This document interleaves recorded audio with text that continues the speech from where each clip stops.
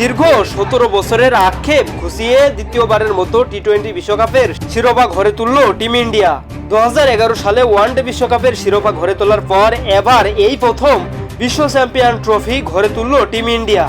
ভারতের টি-20 বিশ্বকাপ জয়ের মূল উৎসবের আয়োজন করা হয়েছে মুম্বাইয়ে। হুড খোলা বাসে বিশ্বকাপ ট্রফি নিয়ে বিজয় যাত্রা করবেন রোহিত, বিরাট কোহলিরা। তৈরি হয়েছে বাস, ব্যবস্থা করা হয়েছে কড়া নিরাপত্তার। ওয়াংখেড়ে স্টেডিয়ামে বিনামূল্যে উৎসব দেখার সুযোগ পাবেন ক্রিকেট প্রেমীরা। গ্যালারির আসন ভর্তি না হওয়া পর্যন্ত ঢুকতে দেওয়া হবে ক্রিকেট প্রেমীদের।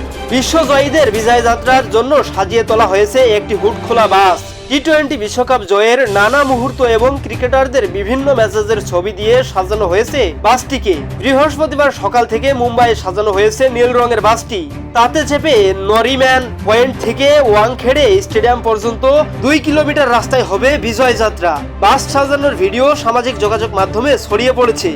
ভারতীয় দলের জন্য নিশ্চিহ্ন নিরাপত্তা ব্যবস্থা করা হয়েছে মুম্বাইয়ে। দলের হোটেল থেকে ওয়াংখেড়ে স্টেডিয়ামের রাস্তায় এবং স্টেডিয়াম পর্যন্ত পর্যাপ্ত সংখ্যক পুলিশকর্মী থাকবেন বলে জানানো হয়েছে মুম্বাই পুলিশের পক্ষ থেকে।